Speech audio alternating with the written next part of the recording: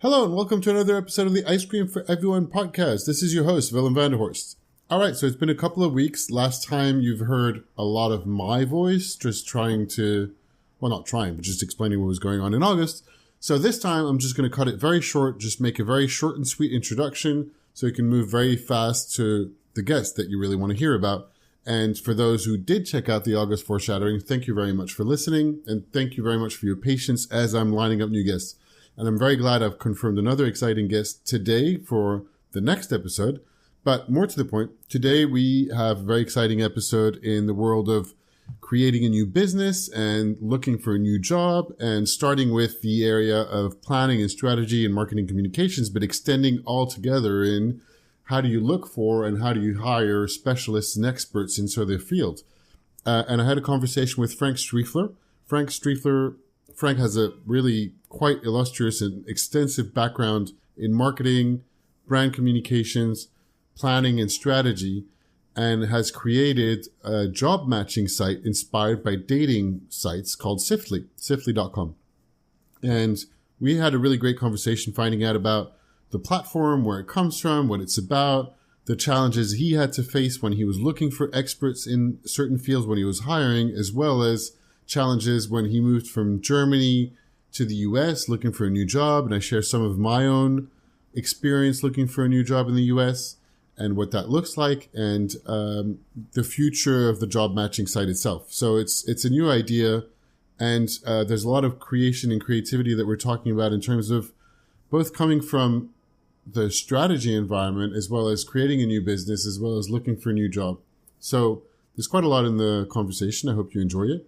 And just don't forget, you can find all the other episodes of the Ice Cream for Everyone podcast on either your podcasting app if you're using an iPhone, or Stitcher, or Podcast Addict, whatever favorite podcast application you use. All the rest of it is on the main website. That's www.icecreamforeveryone.net. And you can also sign up for the weekly newsletter that I've changed the format of again. So it's just like, it's much shorter and sweeter now. I'm calling it the weekly combo. There's just 2 or 3 links that seem to be completely unrelated, and I write a short blurb about why I believe they're interesting as well as related. But that's another topic. I'll talk about that a little bit more at the end and in future subsequent episodes. In the meantime, please welcome our guest. I hope you find it as interesting as I enjoyed the conversation with Frank. And there we go.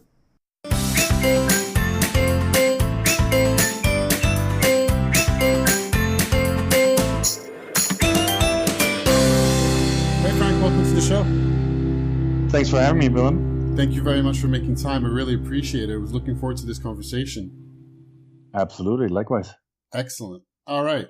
So now that we're just handling a couple of technical difficulties, and it's just so interesting, the reactions that, or at least I was going to say we have. I don't know what kind of reactions you have to technical difficulties, but like all of a sudden just like a little bit stressed out. And I was like, just before this, getting ready, I'm always a little bit not always, but sometimes a little bit nervous before a conversation, because you never know exactly how it's going to turn out. And then exactly at the sod's law, the worst possible moment, the internet doesn't really work out. But it's part of, I guess, like life's fun stuff that you don't really know what's going to happen. I don't really know where I'm going with this, but anyway, the reason why I have nothing to do with internet difficulties that I contacted you and was really interested in talking, as you know, like the kinds of conversations I really enjoy having are with people that are in the creative industries, and there's a number of different things. Number one, that you have a really quite illustrious career in marketing and advertising that I'd love to find out more about, and love to find out more about the business that you created. So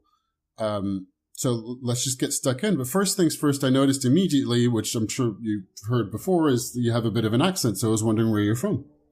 Yeah, the accent is not faked. I speak the language of love. I'm from Germany. I can fake my accent being from France. But nice. Whereabouts in Germany? Frank is from Frankfurt. Oh, yeah? Cool. Excellent. I spent a few days in Frankfurt for a course a couple of years ago, and I went also when I was a teenager. It's a cool place. I like it. But the countryside around is really beautiful. Yeah, it has its nice pockets. But otherwise, I always say that I wouldn't send friends there on vacation. Yeah, it's not known for being a pretty city, but I think they've improved the center of town a lot in the past, I don't know how many years. True. Became really beautiful along the river. Yeah, exactly. And so did you grow up like in the city or in the outskirts or countryside or? Yeah, originally I'm from the countryside, but studied in Frankfurt, started my career there. So at this point, it feels like home, even though that my hometown was actually outside of Aschaffenburg. Okay. And so what kind of childhood did you have over there, and what kind of interests did you have and what kind of studies did you go into actually? Gotcha. Growing up on the countryside in Germany, there was like one thing you did. The number one hobby was football. Number two hobby was football. Number three hobby was football. So that said, I actually was a competitive swimmer, and I was a state champion and became a lifeguard as well. But that was probably not. That was more for the perks, more than necessarily for the competitive nature of it. Mm-hmm. And then quickly, I was more interested in the cultural side of Frankfurt and the nightlife than sports. Yes. And that's how I kind of like ended up in Frankfurt. And gosh, now I'm walking down on memory lane. Uh-huh. But Frankfurt was also kind of like the epicenter of techno. So many, many moons ago, I spent way too much time in clubs. All right. So the clubbing side, did you also go to, like, I remember back when I was a teenager, I did a few like technivals, like out in warehouses and lost in the forest somewhere, that kind of thing. Absolutely. Frankfurt, for instance, blocked one of the largest tunnels and had raves in there. Yeah. That is definitely down memory lane. That is quite funny. Brings back some memories for me too. Quite interesting. So funny enough, my roommates from back then, they're still on the tour. They're like a DJ duo called Mandy, and they're still traveling around the world playing house. Wow, that's quite something.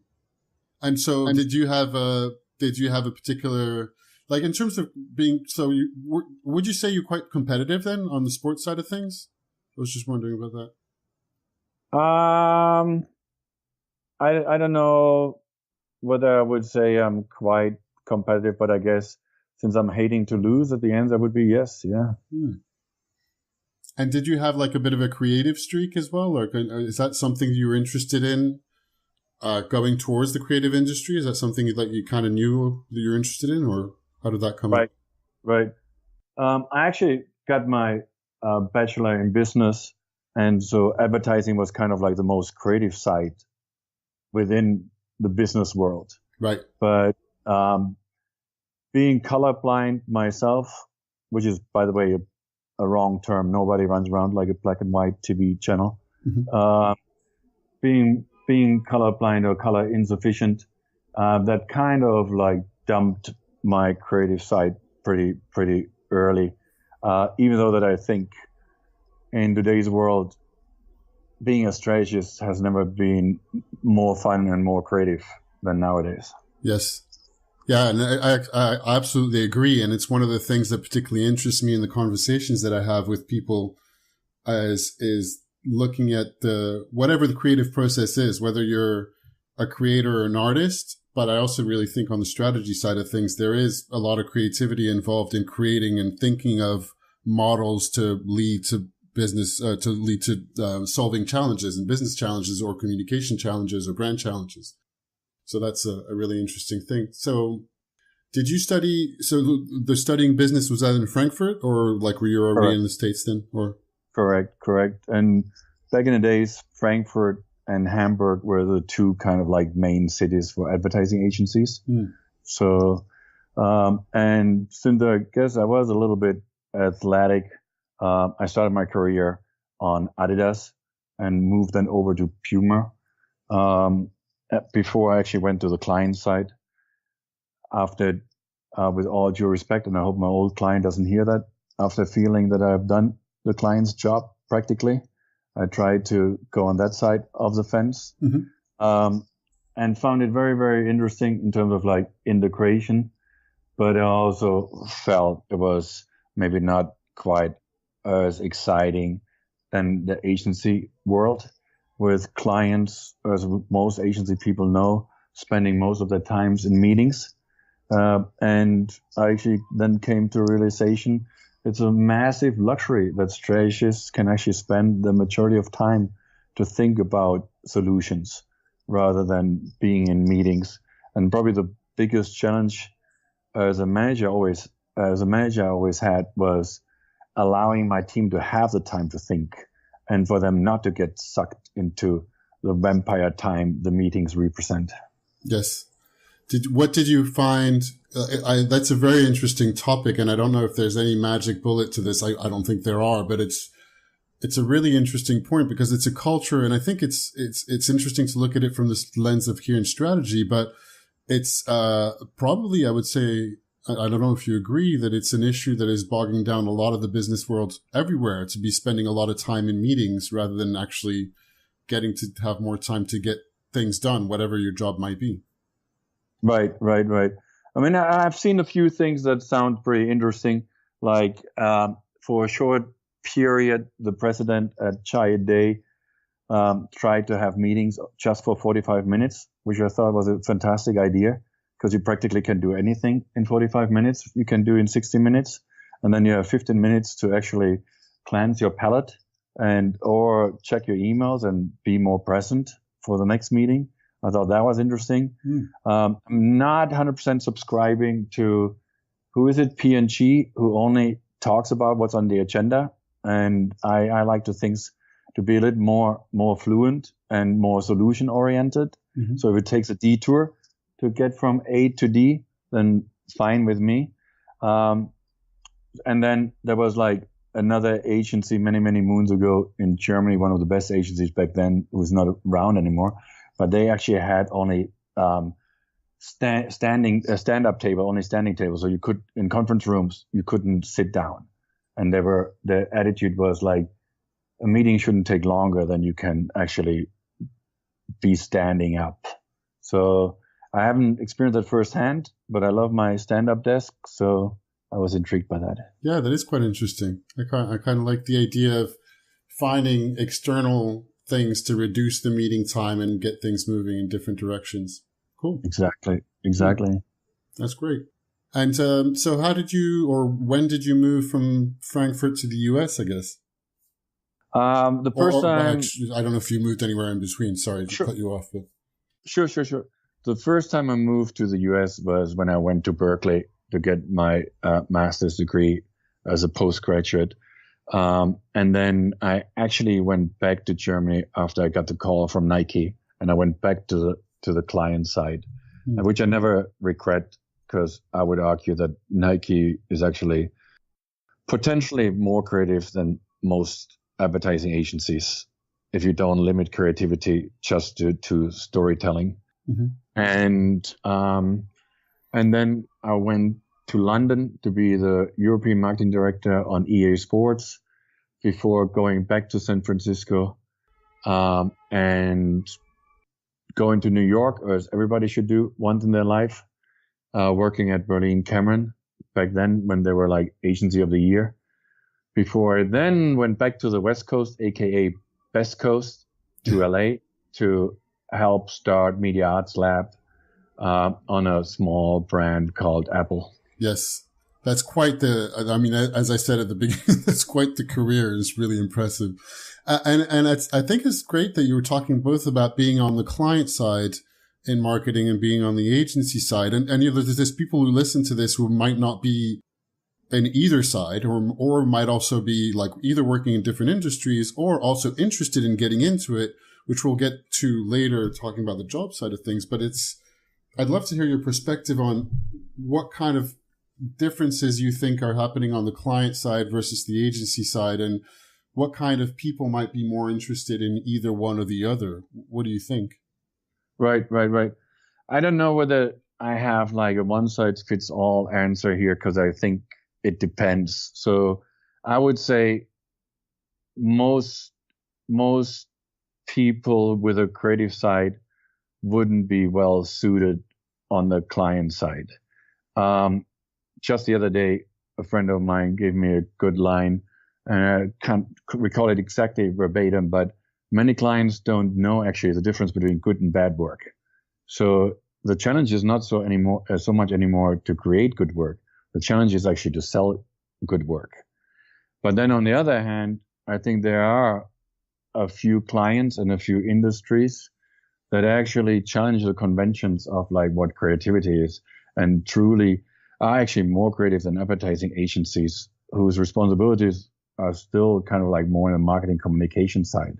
Yeah. But if you're in a more startup environment and you actually have a product, an app and service that is groundbreaking and is challenging the conventions in that category, you probably have more opportunities to work on creative business solutions, which maybe is for someone more strategic, even more satisfying than cranking out advertising. Yes, absolutely. Well, that's great. Thank you. And that kind of like potentially leads us a little bit to, which is a big topic of conversation. I've talked about this with a few other people, and it comes back in the changes and a lot of changes that are going around the creative industry, the marketing industry, the business strategy side of things with, the big four and the big consulting firms that are acquiring creative and design firms or digital agencies. Everybody. So there's a lot of changes. Some of it comes through everybody talking about the ever constant doom of advertising agencies. Meanwhile, there's, Google and Facebook that are growing like crazy and also building up and ramping up their own creative shops internally. What do you think that there's more opportunities for people with a lot of creative streak to go in one direction or another to look for work? Or kind of like I'd be interested in having a little bit of your view and your take on all these changes in the industry. Gotcha. Yeah, I think it's interesting, like how the big consultancies are buying digital shops. And when you look at now at the top 100 agencies, they're actually the top, and under the top 10, you already have 5, like the PwCs of the world. And I think that is a bigger threat for agencies, because I think it's easier for the consultancies to add creativity than to add the business acumen to a creative agency. But it depends, of course, what you see your role is. I think where agencies will always be superior is in human truth and storytelling. But if it comes to actually creating business solutions and services and products that make people's life better and change behavior, not just attitudes, I think that's a very different game these days. Yeah. And one that maybe new challengers can fight better. And for the longest period, traditional agencies maybe were a little bit too comfortable and confident. And I think the digital agencies these days, now where they have mastered the storytelling side as well, are actually better equipped to lead clients, because they can do both. They can create a brand, they can create a vision, they can set a North Star, and then they can actually create experiences on a product service level and the marketing level that actually all makes people's life better, versus making people just feel better with advertising. That's great. Thank you. I'm wondering, from what you were saying about Nike being a very creative kind of business, and thinking about other businesses that are very known for their innovative designs, innovative products, like people like Dyson, obviously Apple. And I just don't really know this. My assessment, my assumption is a lot of these products, the designs and everything else, the innovation comes from inside the business rather than external consultants, whoever they might be, or external kind of agencies.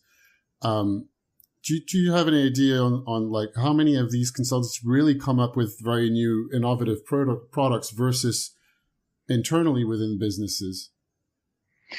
I mean, at Nike, back in the days, Nike's R&D was twice as much than the entire category together.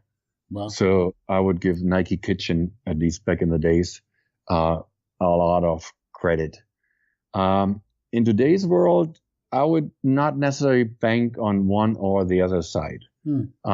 Yes, you see more agencies coming in-house, but I think there is merit in both. There is merit in actually understanding your business needs, because it's not just like what's desirable for the consumer, it's also what's feasible for the business. So there is benefit in terms of like being closer to the business, but then there's also the nice thing of, as an agency, as a third party, to come to the table with a bit more of a neutral perspective. I personally think it doesn't need to be either or. If I wear the helmet somewhere, I would probably create a core team that can handle service and product innovation itself, but then have strong relationships with innovation shops and consultancies to actually complement, and where the mantra is best idea wins. And hopefully the collaboration would be so tight that everybody in the process forgets whose idea it actually was, because the end product is so much better than the original idea that it doesn't matter anymore. Yeah, great. Thank you. You were just talking earlier, and I noted that on one of the articles I came across while just doing a bit of research preparing for the conversation of a challenge you put together called Right Brain Left Behind. I was wondering if you could tell us a little bit about it for people who don't know. Sure. Now a very dear friend, Victor Benson, approached me, and it was like right at the time when we were all waiting for Superman, and I just had just became father of some beautiful twins. And oh, congratulations! Thank you. Well, and I don't know how long ago that was, but sorry. Yeah, still. So everybody kind of like reflects. That's a moment of time you reflect, and where you become very conscious about what the future brings for the next generation. And coming from a more social country in Germany and being in a city where people pay a fortune for private education only because public education is not at the level, and with a budget crisis, we were like naive enough and felt, how about if we actually do a creative innovation challenge, a speed innovation challenge, and we asked the creative community out there. When I say creative community, I mean any and all kind of agencies, to come up with ideas how we could bring back creativity to public schools. And it was amazing. We had like 300 different ideas from 150 agencies presented, which one of many was produced. So, for instance, one idea was, what do we do with abandoned and dormant libraries? And so we actually turned libraries into creative spaces. That was, for instance, one winning idea coming out of that innovation challenge. So I got an idea about crowdsourcing, which also shaped my opinion about crowdsourcing. And I don't know whether we have time for that, but basically, net, I think crowdsourcing is fantastic when it comes to consumer pain point. I'm not a big believer in crowdsourcing when you ask your consumer to be your brand steward and your brand architect or your brand designer. But if it comes to tapping the crowd as in your consumer base to identify a pain point, it's fantastic. Yeah. It's also fantastic in terms of like just by odds to strike gold, but you will only ever, in my opinion, get a raw diamond, and you still then have to actually work with a raw diamond and make it shine. I like the analogy. It's cool. Great. Thank you.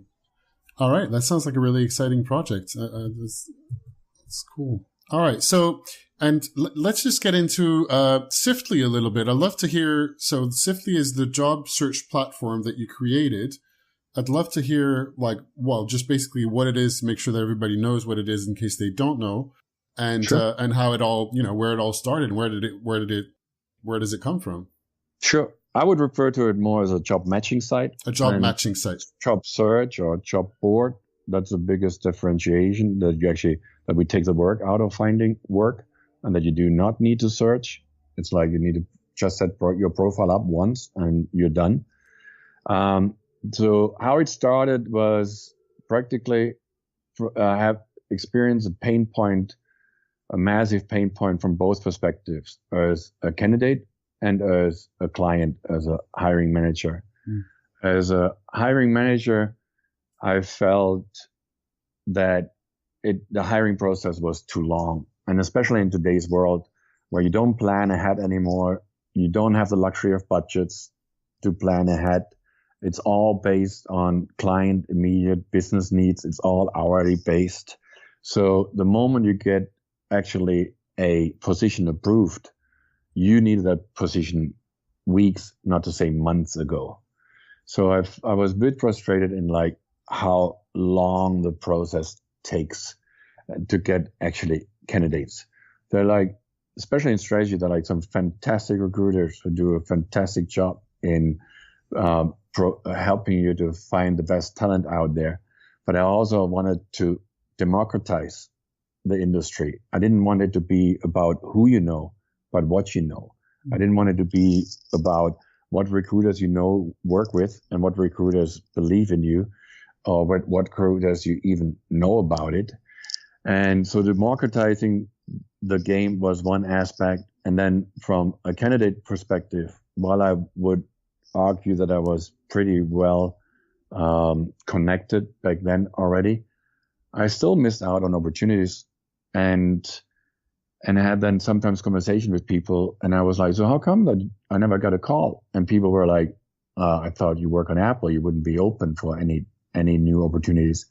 So I thought, and then at the same time, I worked at an agency, and I worked on eHarmony before. Mm-hmm. And so I was like, the concept of matching in dating should be able to be applied to job finding as well, not just finding love, but finding jobs. And the combination also with working on TrueCar, which is a lead generator that is actually success-based, and you get not just cold leads, but hot leads, and you get only paid if it actually converts, was something that also inspired the business model behind it. So we only charge a flat fee of $300, and if we don't get you at least 3 to 30 interested and qualified candidates, we don't even charge the client, or at least refund the client. And also our no question asked money back guarantee makes it entirely risk-free for clients, mm-hmm. while it's for free for candidates anyway. So in the meantime, we actually created a network of 5,000 recruiters. 1,000 recruiters are roughly on the corporate side. 1,000 recruiters are roughly on external recruiters, aka headhunters, and 3,000 recruiters are like amongst the various agencies out there, because we work with all kind of agencies.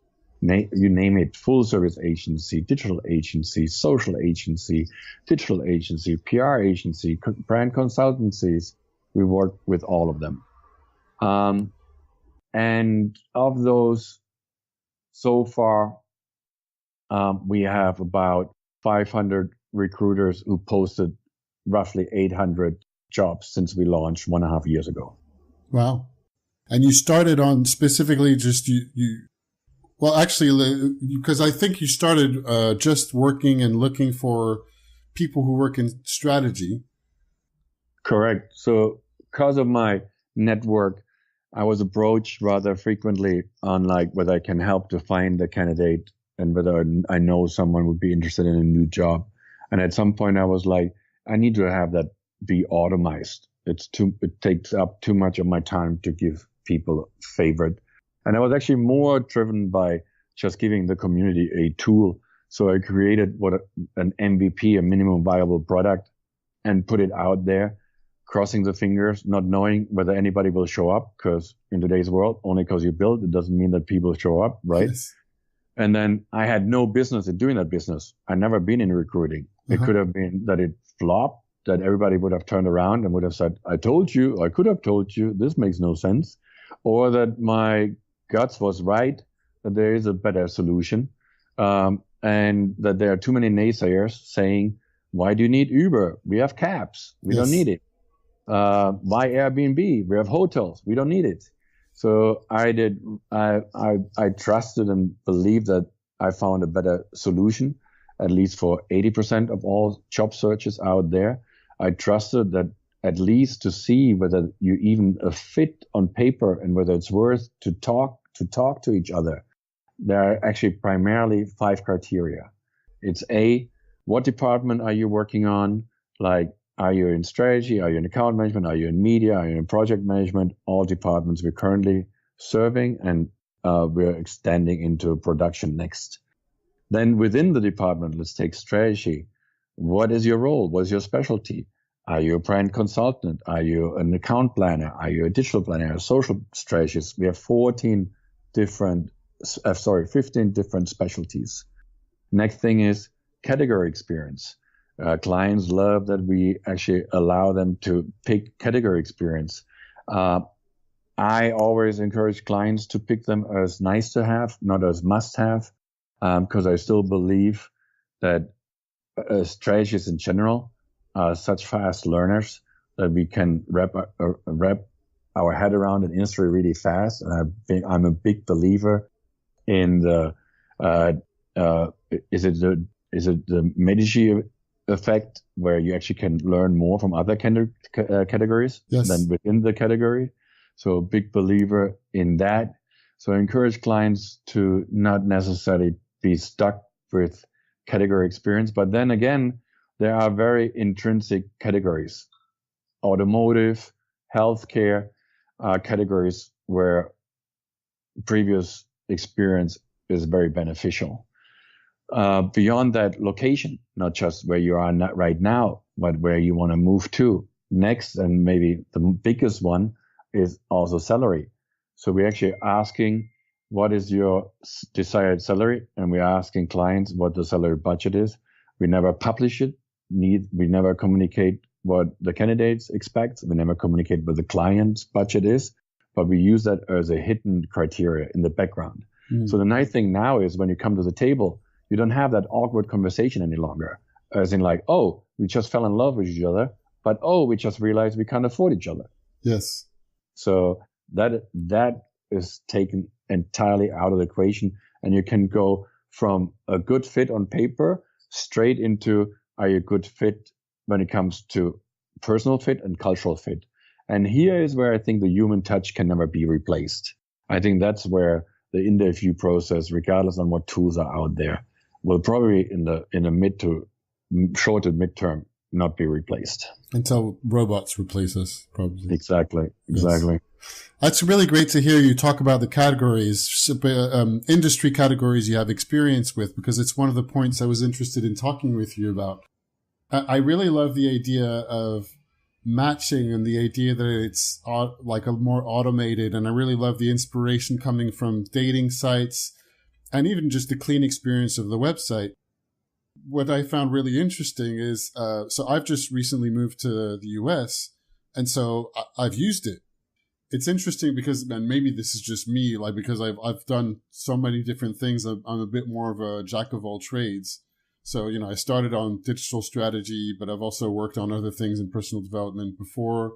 I've worked across like a number of different categories, but not specializing in any. So even though I agree with you, some categories are particularly useful. If you have pharma or healthcare industry experience, or like when that's needed, that's really good. And I also agree with you that it's usually if you're a good strategist, you're good at like getting around and assimilating a lot of information necessary to be learning and getting into a new category. There was I was playing around with the criteria, and then I do get some matches on a regular basis because then I decided that it was probably better to go broad. And also it was true because I wasn't sure where I was moving in the States, for example. So one thing where I was broad is like, well, I'm interested in looking at opportunities from everywhere. Right. And this is one thing that I found interesting is that my, and maybe because I was used to, or maybe because I'm used to look for a job that way, my automatic go-to was to want to see the opportunities rather than be that's matched, probably, you know? I hear you. I didn't mean to cut you out, but that's probably where we're most disruptive. People are so conditioned to a bad experience that they want to replicate that bad experience. That's true. The thing is, you don't need to search. You don't need to look through anything. You set your profile and we send you only leads that are 100% match. So we are sifting through the job leads that you don't need to sift through them. We take that entirely out of equation. And that's why it's for us, it's all about quality, not quantity. So you might have only gotten 2 jobs a year, 5 jobs a year, but they all are 100% matched to your criteria. So what we don't do is, this sort of like fits you. This almost could fit you. This sounds like it should fit you. No, for us, it's all or nothing. Either it's 100% match to your criteria or you don't get a job alert. Yeah, it's great. So with us, with other words, there's no spam. And just to address the other aspect, please. Which I think I have a pretty strong personal opinion on it because I've been in your shoes. I came as advertising director from Europe at Nike and marketing director from EA Sports and felt I had to start all over again in the States. And I think international experience doesn't get as much valued in the States as we maybe would like it to matter. And then soon you have an international background. Many clients wonder whether you need green card, and that's a deal breaker because nobody wants to go through the process, the time, the energy, and the costs of it. And they want to make sure you are a permanent work permit, a green card holder, and have a permanent work visa so that you can, in a hire and fire culture, that you literally can start 2 weeks later. Because we actually create a shortlist. We send the first shortlist after 3 days to our client, and then every week after, we follow up with the clients when a search is actually expired. Originally, we didn't offer a cover letter because I just wanted it to be as simple for candidates as humanly possible. But then actually, Heidi Hackemeyer brought that to my attention, and she really liked the idea of having a cover letter. And she uses a cover letter more than the resumes to actually weed out candidates to see, do they take time to actually personalize it? Do they show some enthusiasm? Do they show some interest? How they pitch themselves? How they talk about themselves? So I strongly now recommend for people on Siftly, if they really want that job, to add a cover letter. If they're kind of like, no foul, no harm, you don't need to include a cover letter if you feel your resume speaks for itself. But if it needs an extra push, and if it's something you really want to land, I would always recommend to take the time to actually include a cover letter. And I think then you wouldn't, with a new feature, I think you wouldn't have the same experience again. This is great. I really love this personal experience because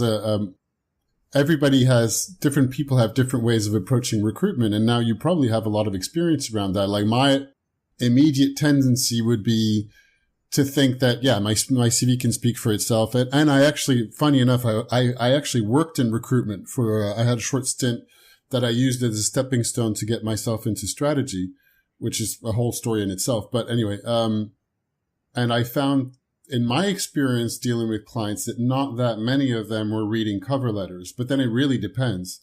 So anyway, but I'd love to hear your perspective, given some of the people listening may well be people looking for jobs in creative industries. Of the experience you've had so far, in addition to cover letters, what else would you say are really important watch outs for people who are looking for a role? Right. Let me just make a finer point with the cover letter. Sure. I think, yes, clients are not looking on lengthy standard cover letters, but I think if someone actually takes the time to give someone an elevator pitch that is not just recurring the resume, the job description, but really hits home the points on like why that candidate is the right woman, right man for the job, and highlights experiences and passions and beliefs that qualifies them for that job. I think that makes a big difference.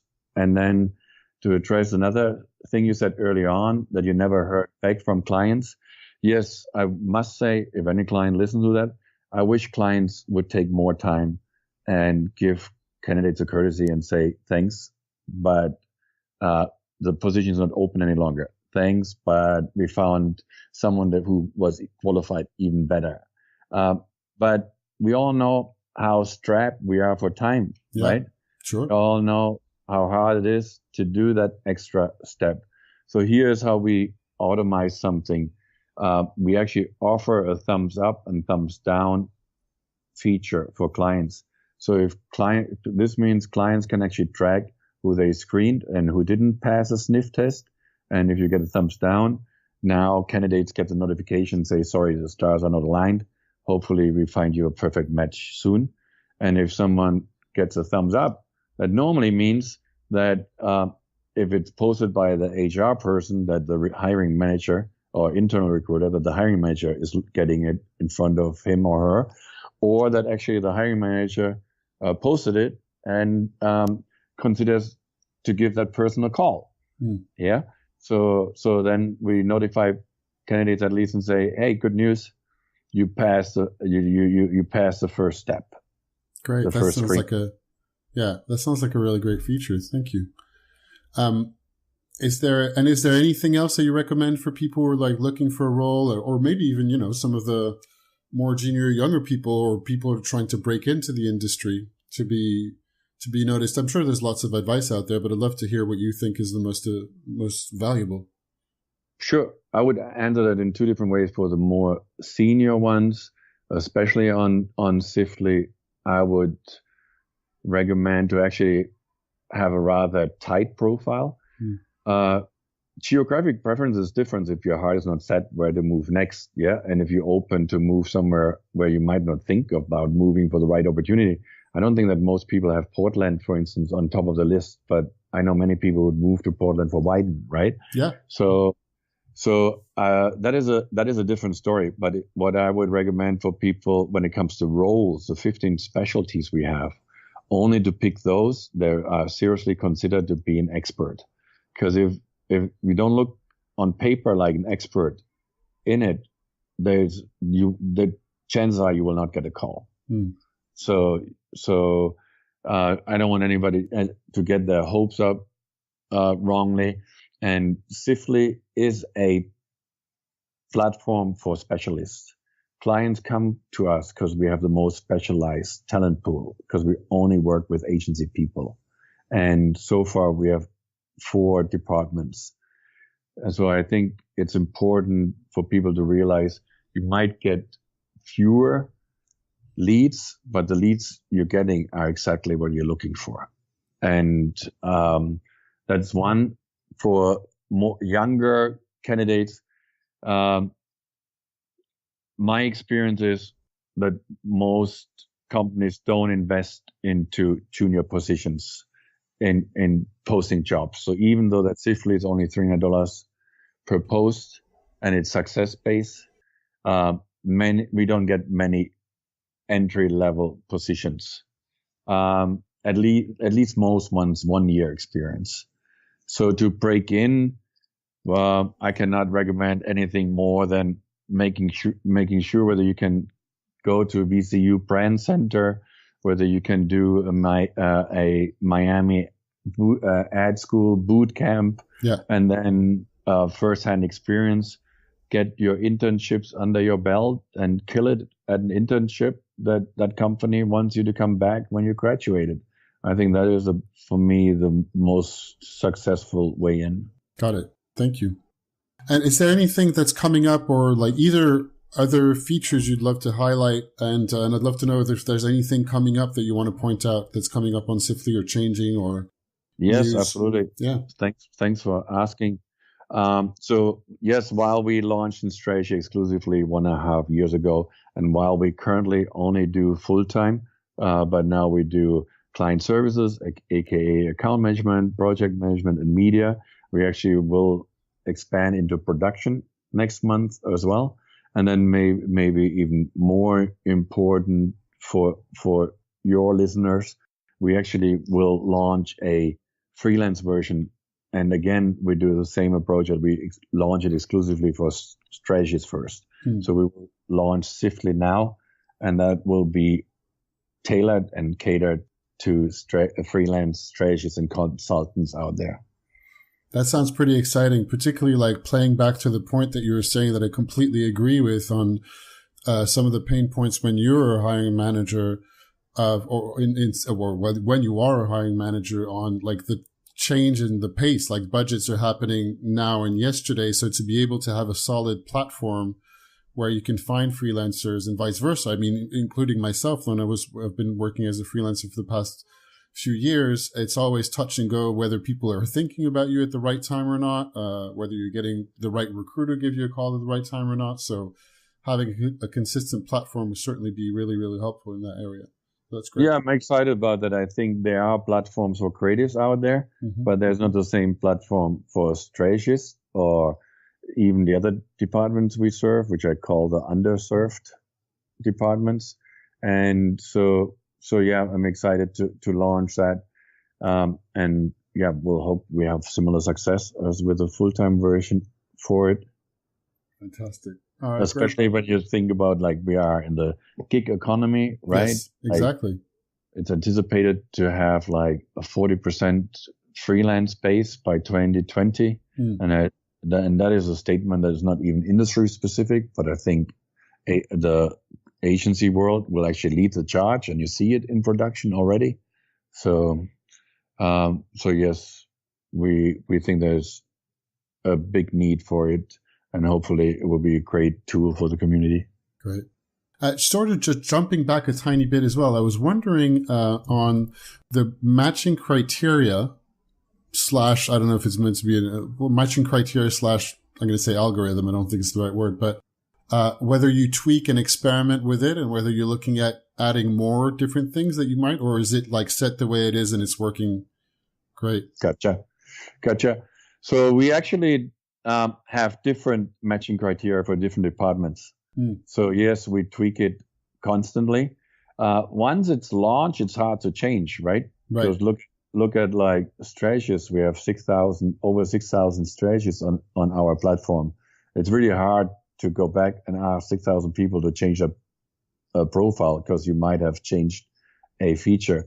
So for us, it's really critical to get it right, or at least make the tweaks in a better stage before too many people are signed up, and iron things out and make sure it really addresses the needs of that specific discipline. So, but we do have different matching criteria in the different departments to address that. Got it. And then we go, actually, Siftly Now will be even more fine-tuned, because my personal belief is that clients need to be a little bit more flexible when it comes to full-time searches. To give you an example, I consciously didn't design Siftly to allow only local clients, because I actually do believe that candidates, not only local candidates, because I actually do believe that clients do themselves a disfavor by not looking at out-of-town candidates, because our out-of-town candidates, if somebody doesn't offer relocation, might still, for personal reasons, choose to apply. Yes.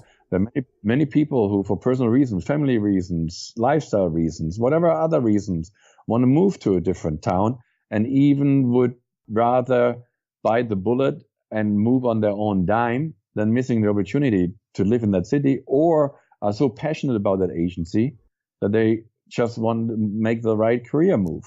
So we actually consciously don't allow for full-time to pick only local candidates. With freelance, it's a different story, because with freelance, we actually have that feature, because often clients don't have the money to fly people in and house them on top of the freelance fee. Yeah.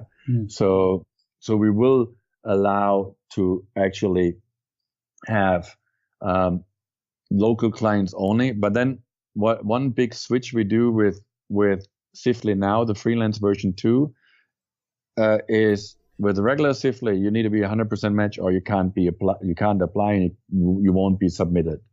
With Siftly Now, we will have 2 tiers, where one tier is you're a match and you fill all criteria, and then there's tier 2 where you not necessarily fulfill all criteria, but we still want to submit freelancers, because freelancing is such a fast moving business and the decisions are made so quickly, but sometimes maybe clients are not 100% realistic on their needs.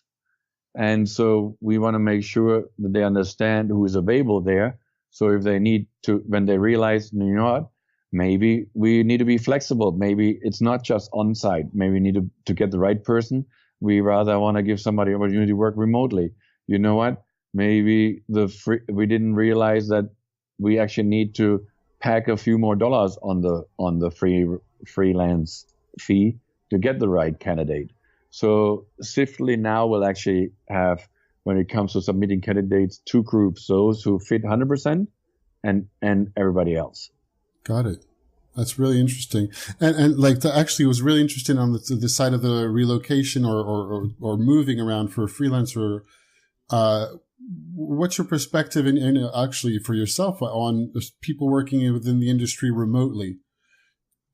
So I think there's some projects you can do remotely. Otherwise, having been a creative strategist and worked primarily in creative agencies, I believe strategy is a full contact sport, and you need to be in the trenches with a team.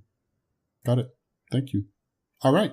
I don't want to make sure I'm conscious of time, so I just want to move on to the next thing. Just a few questions, if I can take the time. I usually end our conversations with our cool down questions. And because it's still the Ice Cream for Everyone podcast, and it's perfect because it's summer. So do you like ice cream, and do you have a favorite flavor? Oh my God, I'm so vanilla when it comes to ice cream flavor. So for me, it's less about flavor. For me, it's more like I'm a gelato guy. I don't like ice cream. I love gelato. Okay. And just remind me, so I'm trying to remember what the distinction is between ice cream and gelato. It's something that it's a little bit lighter and it's made with not full cream. What is it again? Yeah, gelato is a little bit creamier, but at the same time lighter, and tends to have much less sugar. Right, got it. And then just the consistency, like a true gelato has a certain temperature. And the moment you put it in the fridge, it actually loses the right temperature. So just the texture, the sensation of the texture is completely different. Right. Okay. This is good. This is great. I hadn't heard that answer before. But it's something that I talked about. Great. And did you have a particular flavor, or you go with whichever? They are more adventurous. I always like to have my vanilla on the bottom with a waffle.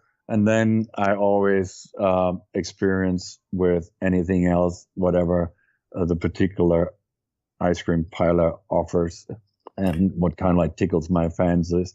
And I'm one of those annoying people who try all samples before buying any. Do you have a shop in Los Angeles that you particularly recommend for anybody who might be in the area? Yes, there is one in Santa Monica on Main Street, right across Earth Cafe, which is a true Italian gelato place, and the owner comes from Florence, which is arguably, even amongst Italian ice cream, the kind of like Mecca. Fantastic. Well, actually, you know what? I'm going to be spending some time in Los Angeles in November for sure. I'll check it out then. We have to meet in person then. I would love to. A last question for you. Like, I really look at different areas of creativity. Is there anything that you do in or out of work that fuels or that you might practice? Like, for example, I'm really interested in writing and reading, obviously, but I do games, role-playing games. Is there anything that you practice or that inspires you that kind of maintains your area or your link with anything to do with creativity? Gotcha. My answer now would probably be different than if you would have asked me 2 years ago, Siftly has practically eaten up all my time over the last 2 years. Yeah, I'm sure. And what is so interesting is if you don't have any more of the resources at your fingertips you are used from big agencies. I mean, I worked at 180, Chai-Day, Media Lab, in Ocean, and you practically have to manage everything. The creativity here is really the partnership, right? Mm-hmm. Like the creativity goes as far as how do we solve the solution? Like, for instance, the frustration I heard from candidates that they don't hear ever anything back. Yeah. To come with a solution of giving clients the opportunity to give thumbs up and thumbs down and have them automate notification. That is for me creativity.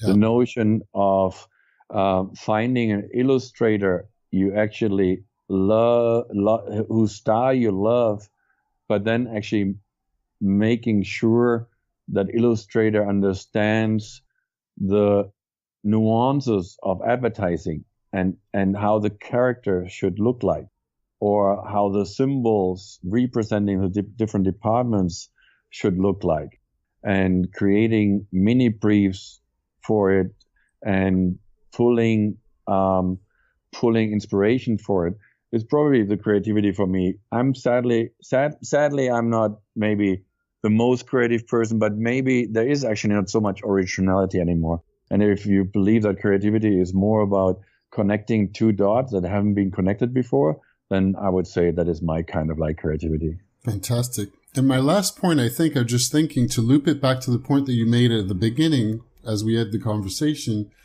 Like, so you have a lot of things going on. I'm sure it's taking a lot of your time.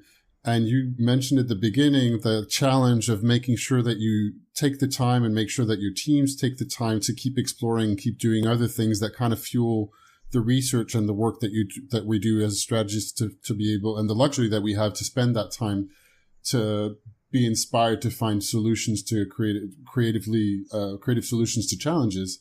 How do you keep that in place currently? Yeah, I think the best answer is here still like the notion of being culturally curious. And lucky enough, we live in LA where you get a nice dose of culture. Yeah. And especially, I would argue that LA is going through quite some creative renaissance. It used to be that maybe New York was the true cultural hub in the United States, just as Berlin is a true cultural hub back in Germany. But I think that so many people now have moved to LA for lifestyle reasons, but didn't give up their ambitions and their creativity and their curiosity. So that, granted, with a lot of traffic and a car ride involved, you can dab into everything you possibly can find. Fantastic. Thank you. Any last words? So just making sure everybody can find the site at Siftly, which is siftly.com, right? Right. So we sift through chopped leads so that you don't need to sift through it. So siftly.com. And the freelance version will be siftlynow.com, because when you talk about clients, when they look at look for freelancers and you ask when you need him or her by, you always get the answer. Now, the same answer. We need them now. Yes, exactly. All right, fantastic. I thank you so much for your time, Frank. It was a pleasure talking with you. No, thanks for your time. Excellent. All right, bye. Thank you so much. Bye-bye.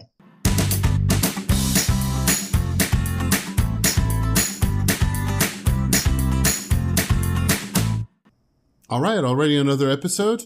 Already we're like close to the end of the summer. Not that that has to do anything, because you may well be listening to this much later in the middle of autumn, fall, winter, whatever it is. But I really enjoyed the conversation with Frank. I thought it was really fascinating, and I'm definitely going to catch up with him and have a bit of a further conversation about strategy and job hunting. Whenever I visit LA, I hope to be able to catch him for a coffee or a gelato, go figure. But otherwise, in the meantime, don't forget, like, you can leave a review for the Ice Cream for Everyone podcast. If you've enjoyed this episode, you can go into your iPhone podcast app, or you can go into Apple Podcasts, rather, that changed from iTunes. It's still iTunes, but it's like officially Apple Podcasts. It makes a hell of a difference if you leave a review And it allows other people to find the show, particularly if you enjoy it, or just quite simply, if you've enjoyed this episode, just, share to a friend, forward to a friend of yours. You can also give me feedback that always encourages me on Twitter. That's ICVillem, the letters I and C, and then Willem, WILLEM. You can send me an email at willem@icecreamforeveryone.net. That's again, WILLEM @icecreamforeveryone.net. You can like and leave a comment on the Facebook page. So if you just dial in or type in Ice Cream for Everyone, and there's a games and I put it under games and toys. I'm trying to find the right category for this thing. But anyway, that's about it for now. We're coming back in a couple of weeks with a very exciting episode. If all goes to plan, I have a really great guest I'm looking forward to, a game designer that I love the work of. And so very much on that very soon. In the meantime, enjoy the rest of your evening, day, morning, afternoon, whatever time it is, whenever you're listening to this. Thank you. Bye.